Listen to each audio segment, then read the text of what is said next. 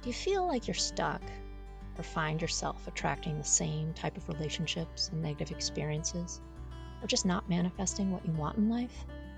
Welcome to Heal Your Story. I'm your host, Heidi Dallaire. Here we discuss all things life, love, relationships, the relationship with yourself, and the stories we tell about ourselves and others. I help people get out of their busy heads and get back in touch with their heart space to learn self-love and help heal their story. I'm a heart space and relational coach, a holistic health practitioner, and author at HeidiDallaire.com and LoveWideOpen.com. Let's go hold some heart space together. Hey, loves. Welcome to episode 181, Empowering Yourself. Respond instead of react to toxic people. Okay, so I talked about in the last podcast episode people pleasing and how we can't manifest our desires because we're living our lives for someone else. The same thing happens when we get involved in toxic relationships. We just can't even see ourselves. We as empaths or just overly empathetic people, we can fall into traps with toxic folks, narcissistic type personalities. And we can fall into this trap of like trying to defend ourselves, and then we react. So really, we're going to get into the whole empowering yourself, right? Like this is where you're manifesting yourself and empowering yourself to respond instead of react to toxic people. And I think many of us, actually all of us, can probably resonate with this, right? That the art of responding versus reacting is hard. And when faced with toxic individuals, it's even harder. We all encounter people who really seem to thrive on pushing our buttons, whether they be coworkers, friends, family members, even romantic partners. And so it's time to explore the power of maintaining our emotional well-being in the face of negativity. All right, now picture this. You're just going about your day, and suddenly you find yourself in the company of someone who seems determined to bring you down, be it through hurtful words or manipulative behavior.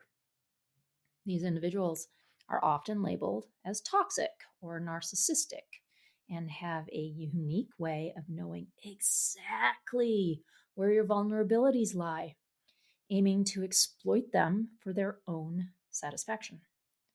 Now, responding versus reacting is a concept that is crucial to navigating these situations. So let's set the stage by acknowledging why this distinction is so vital. It's not just about avoiding confrontation or keeping the peace. It's about preserving our own mental and emotional well-being. So by the end of this episode, you'll be equipped with the tools to create a protective bubble, like a shield against the toxicity that might come your way. All right? So here we go. Let's embark on this journey to understand the dynamics of responding versus reacting and explore how this mindset can significantly impact our lives. So let's take a closer look at the common reactions we often default to when faced with negativity and explore why challenging these traditional approaches is essential.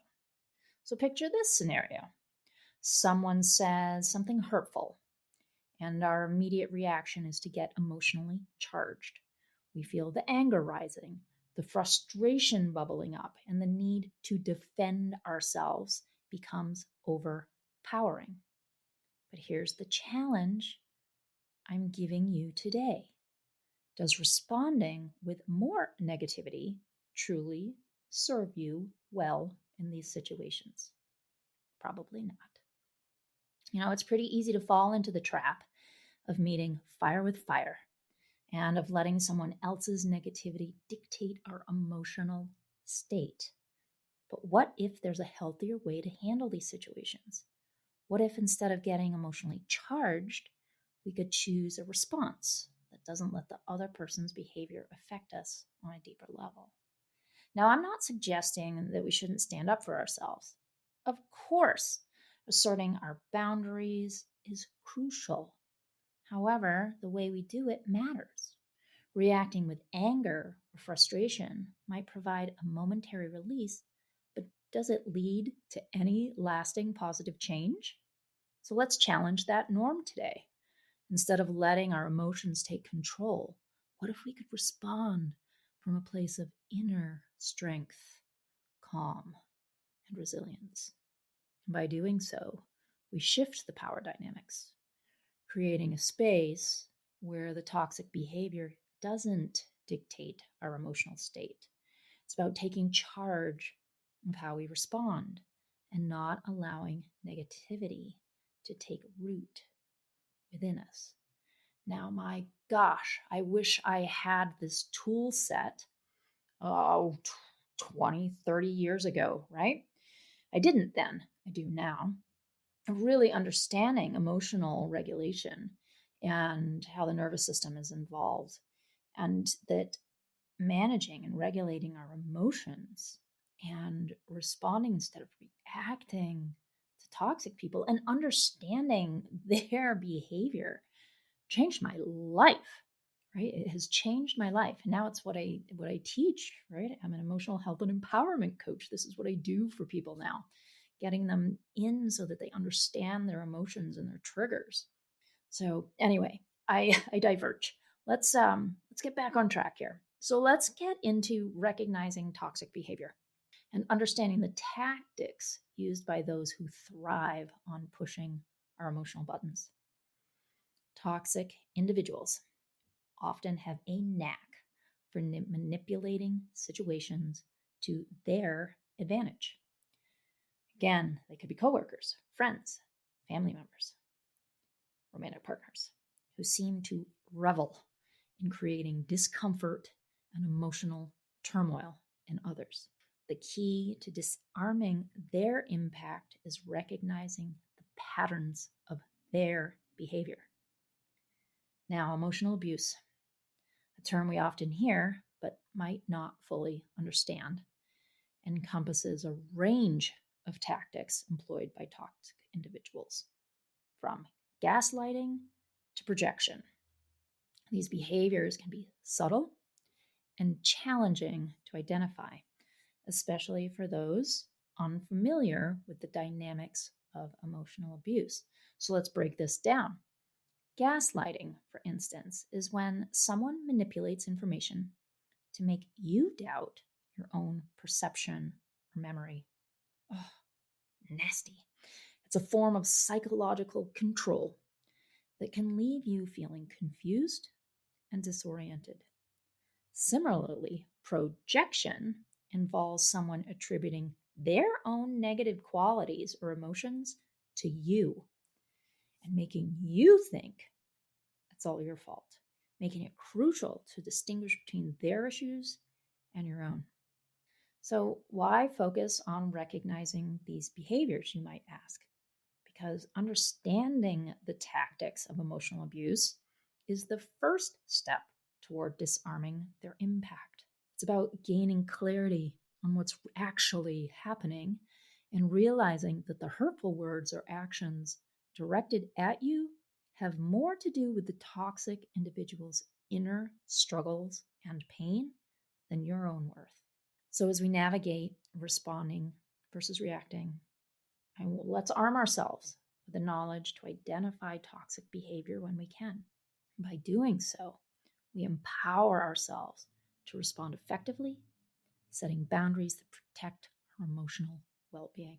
Okay, now let's shift our focus to empowering responses, practical steps to navigate these challenging situations and protect our emotional well-being. So maybe you find yourself in a situation with a toxic individual and you sense the tension rising. What do you do? First and foremost, it's essential to recognize when it's time to leave the conversation or interaction. Knowing your own emotional boundaries is an act of self-empowerment. If you're not in a space where you can master your own emotions or respond effectively, it's perfectly okay to disengage, whether it's hanging up the phone, excusing yourself, or leaving the room. Removing yourself from the toxic environment is an empowered decision, not a sign of weakness. And responding effectively doesn't always mean engaging in a heated argument. Sometimes the most powerful response is choosing not to participate in the toxicity. By disengaging, you signal to that toxic individual that their behavior will not be tolerated, and you're prioritizing your own well being. It's important to view this act of disengagement not as running away, but as a strategic move to maintain your emotional resilience. Recognizing when an environment is unhealthy, regardless of what the other person is saying, is a profound act of self-care. As the saying goes, you can't pour from an empty cup. Leaving a toxic situation doesn't mean you're weak. It's a demonstration of strength and self-awareness. By removing yourself, you prevent the toxic individual from achieving their goal of affecting you emotionally, because that's what they're after. They want to and are trying to affect you emotionally. That's how they contain and keep control of you. Let's arm ourselves with the power to respond effectively, whether it's setting boundaries, disengaging from unhealthy conversations, or recognizing when it's time to walk away. These actions empower us to navigate the complex dynamics of dealing with toxic individuals. So now we're going to get into a really crucial aspect of emotional well-being, and that's understanding our triggers and building resilience. Triggers are these sensitive points within us that, when activated, can bring forth intense emotional reactions. Recognizing these triggers is fundamental to responding effectively in challenging situations. Take a moment to reflect. What are the things that, when said or done, sting the most? And knowing these triggers is a big key and how you step forward and toward emotional self-mastery. So when we react impulsively, it often stems from not fully understanding our own wounds. And if we're unaware of our vulnerabilities, we become susceptible to emotional manipulation. It's like walking through a field of landmines without a map. So how do we navigate this emotional terrain, right? Again, I think back, and when I was involved with a narcissistic personality type several years ago, gosh, almost 15 now, I didn't understand my own wounds that were causing me to stay in this and not recognizing how horrendous the behavior was, and that they were feeding off my emotional reactivity because I did not at that time know how to regulate my emotions through my nervous system. Again, hindsight, right? So learning to love ourselves involves understanding everything about ourselves, including our vulnerabilities, not pushing them away, understanding them. And by identifying our triggers, we really gain insight into the areas where we may be more prone to emotional reactions. And this self-awareness is the foundation upon which we can build resilience. Some of you may not even fully know your triggers because they're old. They're old wounds that seem like they've been with you forever, right? It's this patterning you now have. You just react. And you can't even connect back to the original wound. So if you want help getting unstuck, book that breakthrough session with me. So let's get into a new scenario. Imagine someone throws a really hurtful comment your way, targeting one of your triggers, one of your wounds. And instead of immediately reacting, you take a moment for that, your inner dialogue, to take hold. And that you ask yourself, is this true? Is this hurtful thing they are saying true? And is what they are saying define who I am? And by questioning the validity of the comment, you're actively engaging in what's called self-parenting. And it's a powerful tool in emotional resilience. I want you to remember, someone else's hurtful words are often a reflection of their own insecurities and wounds. And by recognizing this, you create a mental space for yourself to separate their issues from your own self-worth. It's about acknowledging the hurt without internalizing it as a truth about yourself. I'm going to say that again.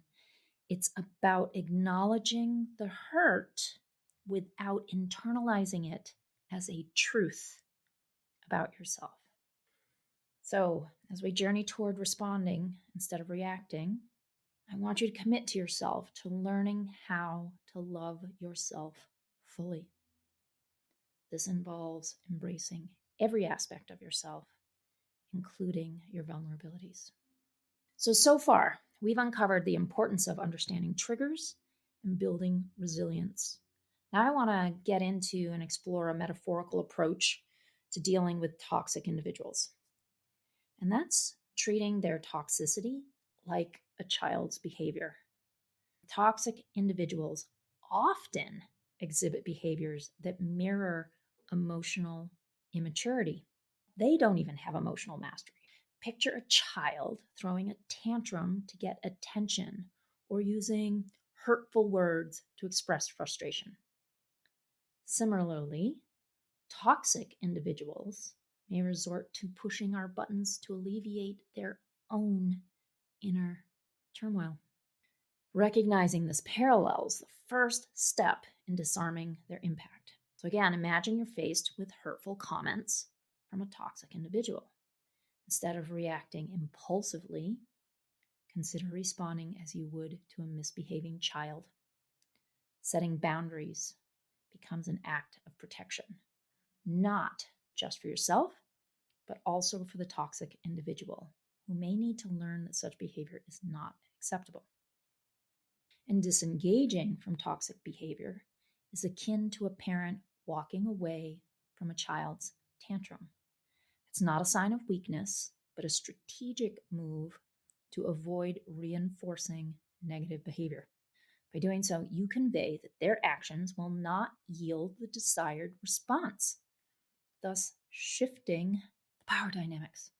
So keep in mind that a grown person exhibiting toxic behavior is essentially showcasing emotional immaturity.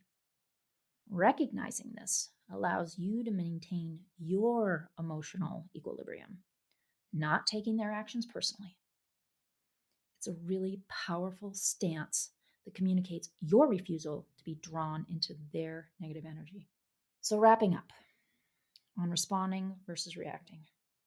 Remember that treating toxicity like a child's behavior is not about belittling the individual, but about disarming their impact on your emotional well-being. If you want help implementing any of these tactics, please reach out and book a Heal Your Story breakthrough session. The link to do so will be in the show notes. Sending lots of love and a little push to empower yourself to respond instead of react. Bye for now. Thank you for listening to another episode of Heal Your Story. Please subscribe on Apple Podcasts, Spotify, or wherever you listen to podcasts. You can find me, my coaching services, my book, or book a Heal Your Story strategy session at HeidiDelaire.com. For other self-development articles, go to lovewideopen.com. And you can also follow me at Heidi Delaire or Love Wide Open on all social media channels. Thanks so much. Sending lots of love.